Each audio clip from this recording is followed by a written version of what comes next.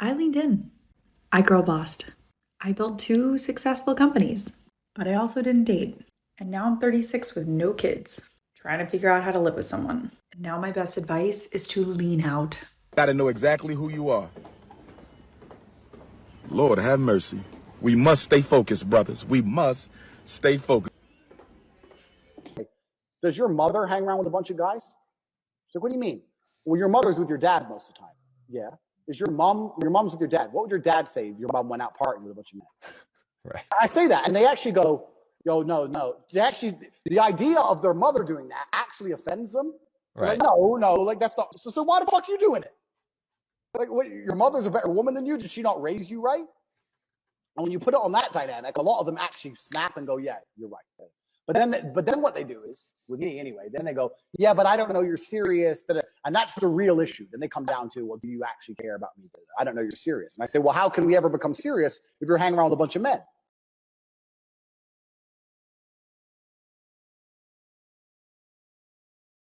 Is peace scarier than chaos? It's gonna sound bad, but yeah.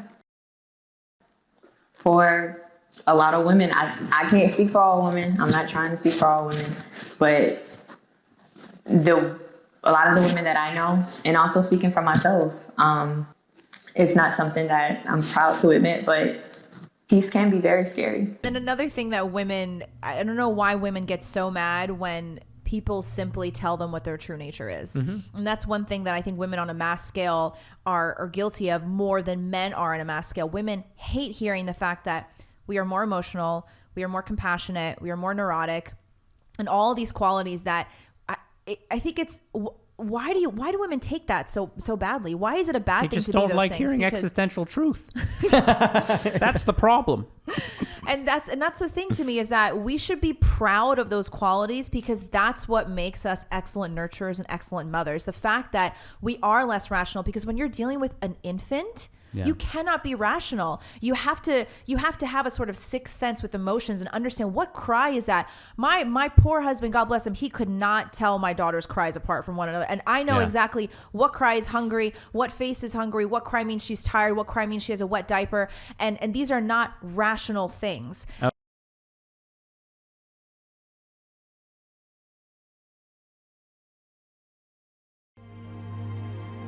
actually do cuss a little. Do you? Yeah. What's your favorite curse word? Probably fuck.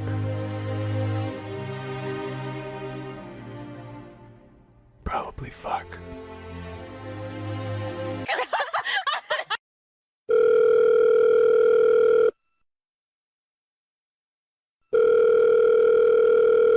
New relationships are awkward because you got to tell a whole new person what you like in bed. And the only reason you know what you like in bed is because someone else did it to you first. But you can't say it like that, right? You got to do that cute little tap dance of like, oh, babe, you know what would be so fun? That's never even occurred to me before. You know what your body is inspiring me to do right now? But in your head, you're just like, do it like Craig. Could you just do it how Craig did it every time? Craig didn't do shit right. He did that right, let me tell you. Can we just call him? Can we just call him and ask? It's not a big deal. We're all adults here. Remember when we reset the Wi-Fi router last month? It's just like that, babe. He's just a voice on the phone with the password. That's all he is to me now.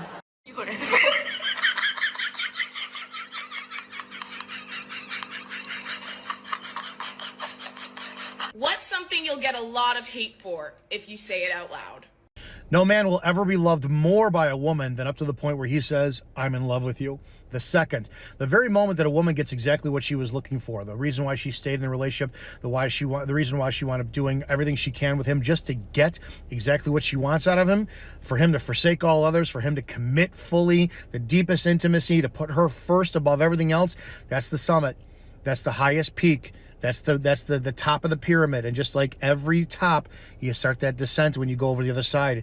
And the second that a man says, I'm in love with you, and a woman gets everything she wants, is when the slow descent of loss of respect, loss of attraction, and eventually, on every degree possible, the loss of love for him starts to occur. Can't wait for more red table talk and more entanglements and No more entanglements. No more entanglements. I am low income, but I'm not poor. Stop bragging. You're making us all jealous. I'm low income and poor, and I'm getting evicted in May. I don't know if this is a competition, but I think I'm winning or losing. That is not a flat out. That's a flat out lie. No. How old are you? No. How old are you? 45. You're 45 Yes. and you're in the club, man. Yes. With no man. Oh, how you know I got no man? You just told me you got no man. I got several men. A man, your boyfriend, your husband. Why I gotta have them here? Baby, show me your hands. Like this. Put out your hands like this. Where's the ring at? Hi, I'm a comedian, but I also know that making fun of people's bald wives is no laughing matter. A lot of people are of the mind that nothing should be off limits in comedy, but I'm of the mind that one thing should be off limits, and that's making fun of people's bald wives. When your bald wife's thinking about attending a show, she shouldn't have to be worried about whether it's one of those comedians who's gonna make fun of bald wives. Hollywood award shows are a place for celebrating heroes, and not a place to make bald wife jokes at the expense of Will Smith's bald wife. You know, it's one thing if your bald wife wants to make bald wife jokes at her own expense, but it's not the comedian's place to decide whether this is a time for those bald wife jokes. When Michael Richards hit the stage at the Laugh Factory, he said some of the worst slurs imaginable, except for making fun of bald wives. Because even Michael Richards knew that bald wife jokes are a line that should not be crossed. Comedy has rules, like the rule of 3 things that are not allowed: sexism, racism, and bald wife jokes, in that order. And despite the fact that edgelords like Chris Rock think that bald wife jokes should be okay, I hope that we can move forward to a bald wife joke free society, and bald wife jokes are never okay.